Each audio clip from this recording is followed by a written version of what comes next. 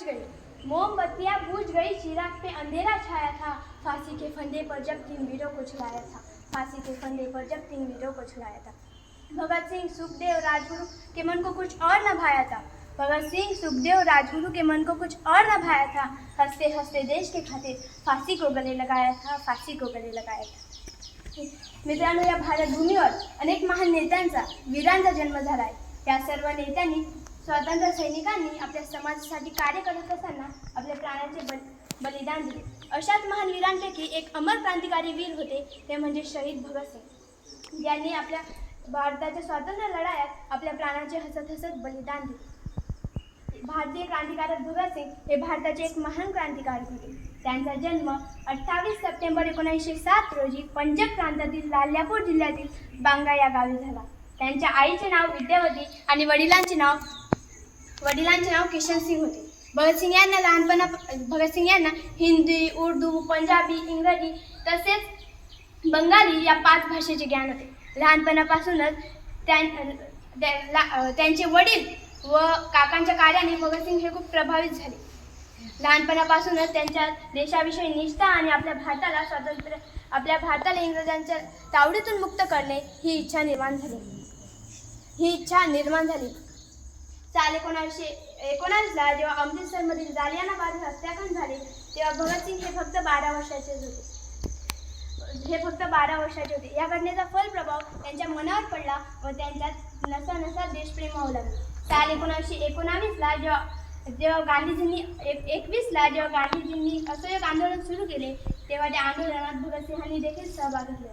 परंतु चोरचोरी या घटनेने गांधीजींनी वेठीतून आपले आंदोलन माघारी घेतले। तेव्हा भगत सिंग निराश झाले। तेव्हा त्यांच्या मनात विचार आला की अहिंसेच्या मार्गाने स्वातंत्र्य मिळवणे अत्यंत कठीण आहे, म्हणून त्यांनी शस्त्र क्रांतीने स्वातंत्र्य मिळवण्याचे निश्चय केले। सायमन कमिशनच्या विरोधात चालू असलेल्या आंदोलनात लाला लजपत राय यांचा मृत्यू झाला। यांच्या मृत्यूचा आसूड घेण्यासाठी भगत सिंह व चंद्रशेखर आझाद यांनी इंग्रज अधिकारी सौरसची गोळी मारून हत्या केली। या घटनेनंतर इंग्रजांनी त्यांना पकडण्यासाठी आपली संपूर्ण शक्ती लावली, परंतु शिक्षेपासून वाचण्यासाठी ते पर येथून हावडा येथे गेले। इंग्रजांना भारतीयांची शक्ती दाखवून दिली। देशवासियांना जागृत करण्यासाठी त्यांनी वतनचे सहकारी बटुकेश्वर दत्त यांच्यासोबत विधानसभेमध्ये बॉम्ब फेकला।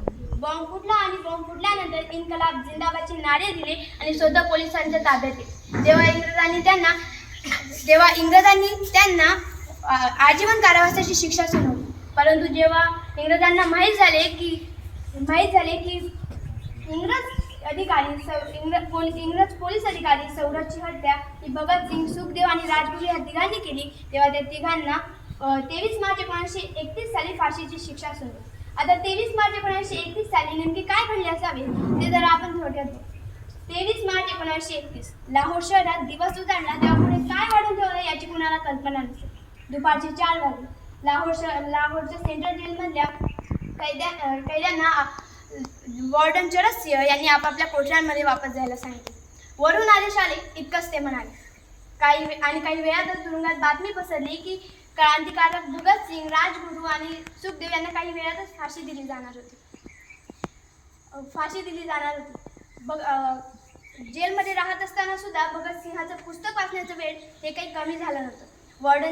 जेलर वॉर्डन चरस सिंह यांनी शहरातल्या द्वारकादास लायब्ररीमधून त्यांना पुस्तक आणण्याची परवानगी दिली होती। फाशीपूर्वी भगत सिंहाचे वकील प्राणनाथ मेहता त्यांना भेटायला जेलमध्ये पोहोचले आणि भगत सिंहांनी त्यांचं स्वागत केलं आणि विचारलं, तुम्ही माझ्यासाठी रेव्होल्युशनरी लेनिन हे पुस्तक आणलं का? तेव्हा मेहतांनी ते पुस्तक त्यांना दिलं आणि भगत सिंग ते लगेचच वाचायला लागले। मेहतांनी जेव्हा भगत सिंहांना विचारलं की तुम्हाला देशासाठी काही संदेश द्यायचा आहे का, तेव्हा पुस्तकातून डोक्यावर न काढता भगत सिंह म्हणाले, फक्त 2 संदेश, साम्राज्यवाद मुर्दाबाद आणि इन्कलाब जिंदाबाद। वकील मेहता गेल्यानंतर वॉर्डन चरस सिंह हे भगत सिंह, राजगुरू आणि सुखदेव यांच्याकडे आले आणि म्हणाले, तुम्हाला ठरलेल्या वेळेच्या 12 तासाआधी फाशी दिली जाणार आहे। म्हणजे 24 मार्चला सकाळी 6 वाजता ठरलेली फाशी 23 मार्चच्या संध्याकाळीच होणार होती। फाशीपूर्वी संध्याकाळी ठरणार होती. भगतसिंग आपले पुस्तक वाचण्यात रमले होते. ही बातमी ऐकून ते म्हणाले, म्हणजे तुम्ही मला या पुस्तकातला एक प्रकाराने संपवू देणार नाही का? फाशी देण्याची तयारी करण्यासाठी जेव्हा तिघा क्रांतिकारकांना कोठडीतून बाहेर काढलं गेलं तेव्हा त्यांनी आपलं आवडतं गाणं गायला सुरुवात केली. कभी वो दिन भी आएगा की आजाद हम होंगे, अपनी ही जमी होगी अपना ही आसमां होगा. त्या तिघांनी आंघोळी केल्या. त्यांना काळे कपडे घातले गेले, पण त्यांनी त्यांचा चेहरा ढकला नव्हता. ताट मानेने ते फासाकडे निघाले. वॉर्डन चरसिंह भगतसिंहांना म्हणाले, देवाचं स्मरण कर. आयुष्यभर नास्तिक राहिलेले भगतसिंह म्हणाले, मी आयुष्यभर देवाचं स्मरण केलं नाही. मी अनेकदा लोकांच्या गोरगरिबांच्या फार अपेक्षांसाठी देवाला दोषही दिला. आता जर मी त्याची माफी मागली तर देव म्हणेल, याच्यापेक्षा मोठा भित्रा कोणी नाही. शेवट जवळ आला म्हणून हा माफी मागतोय. जेलच्या घड्याळात 6चे ठोके पडले आणि कैद्यांना पावलांची चाहूल लागली. त्याच्या पाठोपाठ त्यांनी बुटांचा आवाजही ऐकला आणि त्यामागून आले कधीही न विसरता येऊ शकणारे बोल, सरफरोशी की तमन्ना अब हमारे दिल में.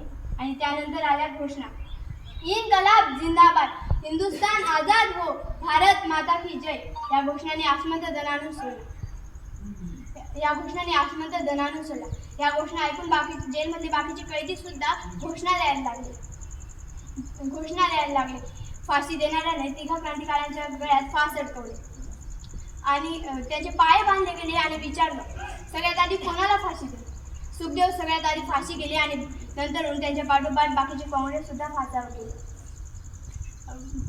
बराच वेळ त्यांचे देह फासावर तसेच अडकत राहिले. आधी असं ठरलं होतं की भगतसिंह, राजगुरू आणि सुखदेव यांचे अंत्यसंस्कार हे जेलमध्येच करायचे.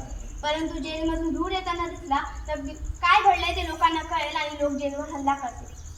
या भीतीने प्रशासनाने हा बेत रद्द केला. जेलची मागची भिंत फोडली गेली आणि त्यातून ट्रक आत आणला.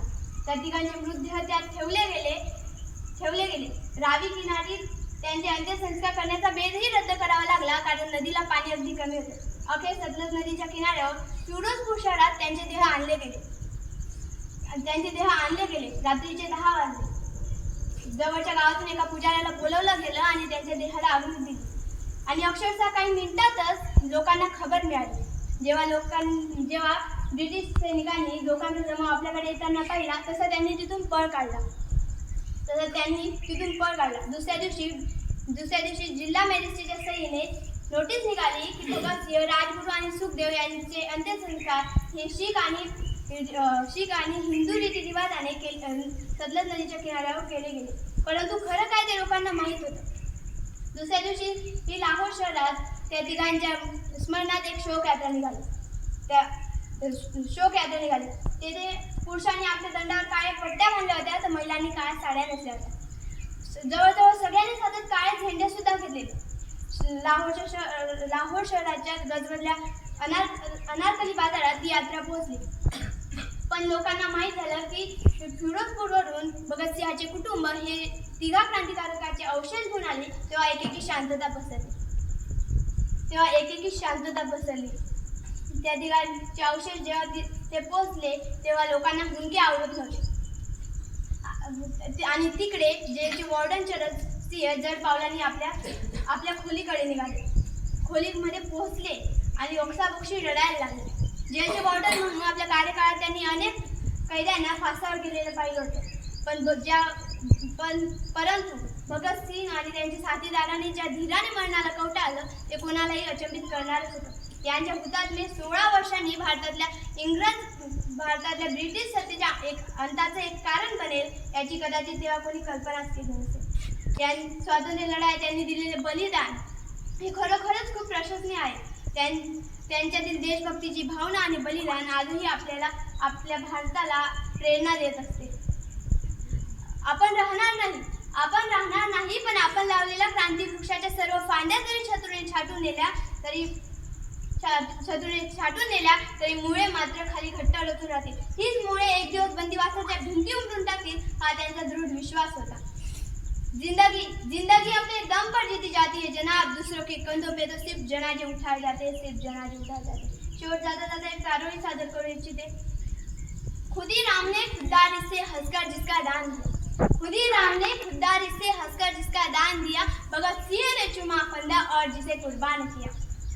आगोश में जिसके सुभाष ने निकले लश्कर हिंद बनाया था, आगोश में जिसके सुभाष ने निकले लश्कर हिंद बनाया था, फतेहासी और जोरावर ने दहली जबीदी से ठुकराया था। संघर्षों ने बुनियाद बुनी जो आज़ादी के बोल की, संघर्षों ने बुनियाद बुनी जो आज़ादी के बोल की, सुलग रही थी गर्भनाल में शेखर के पिस्तौल की, और खिल रही थी रोम रोम में अशफाक उल्लाह खान के, वही जवानी दौड़ रही है खून में हिंदुस्तान के, खून में हिंदुस्तान के। जय हिंद, जय भारत।